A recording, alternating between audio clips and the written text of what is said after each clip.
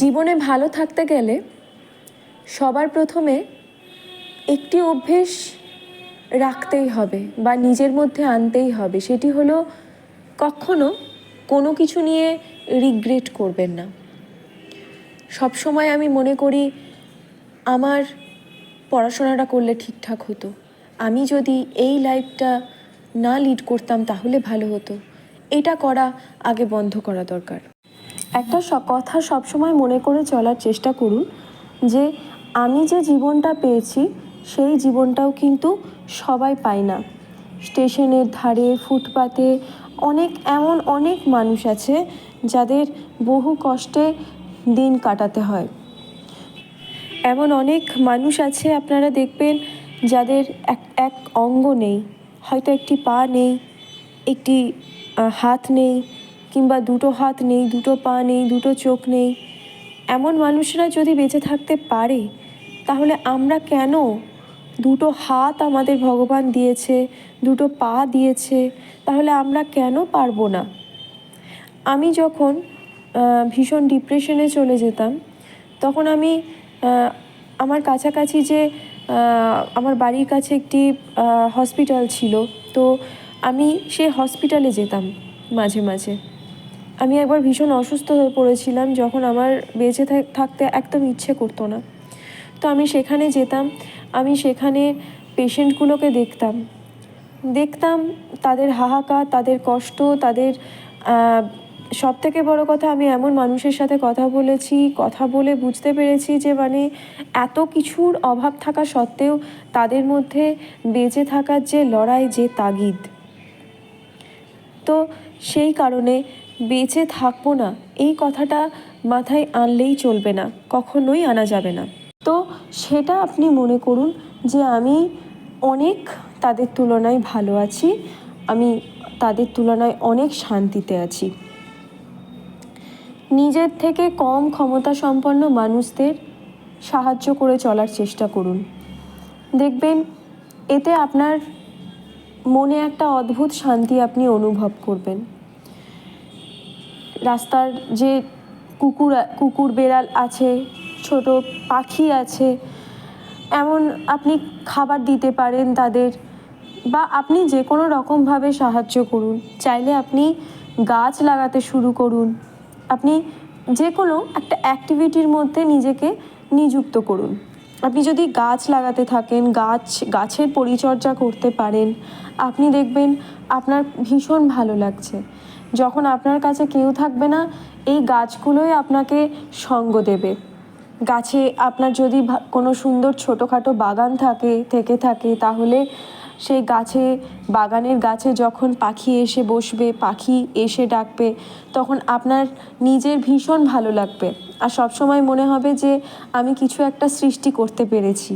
তো এত সুন্দর পরিবেশ আমি নিজে তৈরি করেছি, এত যত্ন করে, পরিচর্যা করে আমি কিছু করতে পেরেছি। তো এই কাজগুলো করুন, আর প্রতিদিন কিছু না কিছু নতুন কিছু শেখার চেষ্টা করুন। হয় কোনো বই পড়ুন ভালো, সেরকম যদি ইচ্ছে না করে তাহলে আপনারা টিভি দেখুন বা কোনো সিনেমা দেখুন ভালো, আপনাদের যেরকম পছন্দ হবে। বা সেটাও যদি আপনারা না পারেন, তাহলে ইচ্ছে যদি না করে তাহলে আপনারা করবেন কি, আপনারা রান্না করুন। আমি জানি মন যখন আমাদের ভারাক্রান্ত থাকে, যখন কিছু ভালো লাগে না, আমাদের কিচ্ছু করতে ইচ্ছে করে না, কিন্তু আমাদের জোর করে অনেক সময় অনেক কিছু করতে হয়। আমাদের নিজেদেরকেও পরিচর্যা করার দরকার পড়ে। আপনি একটা কথা ভেবে দেখুন, আপনার বাচ্চা যখন আপনাকে বলে, মা কি বাবা আমি স্নান করব না, আমি খাবো না, আমি পড়াশোনা করব না, আপনি কি তাকে ছেড়ে দেবেন? আপনি তো চাইবেন তাকে বুঝিয়ে ভালোভাবে তাকে পড়াশোনা করাতে, কি তাকে খাওয়াতে, তাকে স্নান করাতে, সেই কাজগুলো তো আপনি করবেন। মেনটেন করা, সেই পরিচর্যা করাটা তো শুধু আপনার বাচ্চার না, আপনারও দরকার। সব সময় জীবনের সব ক্ষেত্রে আমাদের কাছে আমাদের বাবা মারা থাকবে না। আমাদের বাবা মা শুভাকাঙ্ক্ষী একটা টাইম পর হয়তো থাকবে না কেউ। আমাদের সব সময় নিজেকে তার জন্য প্রস্তুত রাখতে হবে যে হয়তো আর কয়েক বছর পর এই মানুষগুলো থাকবে না। নিজেকেও সেভাবে আপনারা পরিচর্যা করুন। মনে করুন আমার কেউ নেই, আমাকে নিজের পরিচর্যা নিজেকে করতে হবে। আর ভালো থাকতে গেলে যে কারণে আপনি ডিপ্রেশনে আছেন সেই সাবজেক্টটাকে পুরোপুরিভাবে আপনার জীবন থেকে যদি সম্পূর্ণভাবে মুছে ফেলা সম্ভবও না হয়, আপনি আপনার মন থেকে সম্পূর্ণভাবে মুছে দিন। কারণ জীবন থেকে আমি বলছি এই অর্থে, কারণ যে কারণে আপনি ডিপ্রেসড, হয়তো সেই কারণগুলো, হয়তো সেই মানুষগুলোকে হয়তো আপনি জীবন থেকে একেবারে বাদ দিয়ে দিতে পারবেন না, কিন্তু আপনি মন থেকে মেনে নিন সব কিছু, যে এটাই আমার জীবন, আমাকে এইভাবেই চলতে হবে, আমাকে লড়াই করে এরকমভাবেই সমস্ত পরিস্থিতিকে অ্যাকসেপ্ট করে মানিয়ে চলতে হবে। নিজেকে এটাই বোঝান যে এটাই জীবন,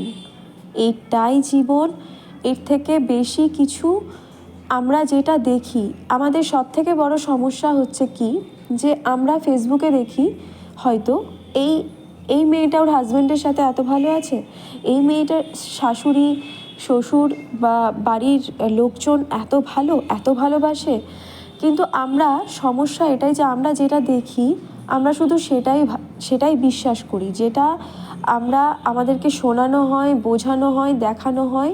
আজকালকার সোশ্যাল মিডিয়াটা এরকমই, যে আমরা যেটা দেখি আমরা শুধু সেটাই বিশ্বাস করি বা বিশ্বাস করতে ভালোবাসি। একটা রিলস দেখে আমরা পরক্ষণেই খুব খুশি হয়ে যাই, আবার একটা রিলস দেখেই আমরা পরক্ষণে আবার কাঁদতে শুরু করে দিই। কিন্তু রিলসের পেছনে যে মানুষটি আছে, তিনি কতটা সত্যি কথা বলছেন, কতটা মিথ্যা বলছেন, এর পেছনে কতটা সত্যতা, কতটা কি, আমরা সেসব বিচারই করি না, হয়তো বিচার করতেই চাই না। আমরা নিজের সিচুয়েশনটাকে তাদের সাথে তুলনা করি বা তাদের মতন করে আমরা ধরে নিই যে আমার সিচুয়েশনটা কিন্তু ওই রকমই, এই যে কথাগুলো বলছে একেবারে আমার সাথে মিলে যাচ্ছে।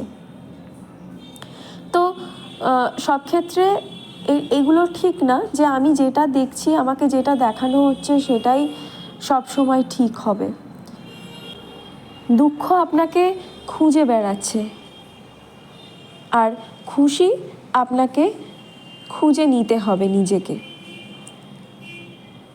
এটা খুব বাস্তব কথা, এটা আপনাকে মেনে চলতে হবে। আর সর্বোপরি সবশেষ আমি একটা কথাই বলবো, সেটা হচ্ছে যে আপনি একটা জিনিস ভালো রকমভাবে বুঝে যান, বা এই জিনিসটা যেদিন আপনি মন প্রাণ থেকে বুঝে যাবেন যে ওই হরি ছাড়া বা ওই ওপরওয়ালা ছাড়া আমার আপন বলতে আর কেউ নেই, উনিই আমার আপন, এছাড়া আমি শুধু নিজে আমার আপন, তাছাড়া আর কিন্তু আমার কেউ নেই।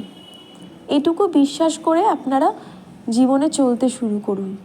আমরা জন্মেছি একা, আমরা পরকালে যখন আবার আমরা এই দেহ ত্যাগ করব, তখনও আমরা একাই যাব। শুধু থাকবে আমাদের গুণ, আমাদের দোষ, আমাদের বলা কথা, সব থেকে বড় কথা থেকে যাবে আমাদের কর্ম। এখানে আপনাকে নির্ধারণ করতে হবে আপনি কেমন কর্ম করতে চান, আর কেমন প্রতিচ্ছবি অন্যান্য মানুষের মনে রেখে দিয়ে যেতে চান, তার উপর। বাকিটা আপনার উপর।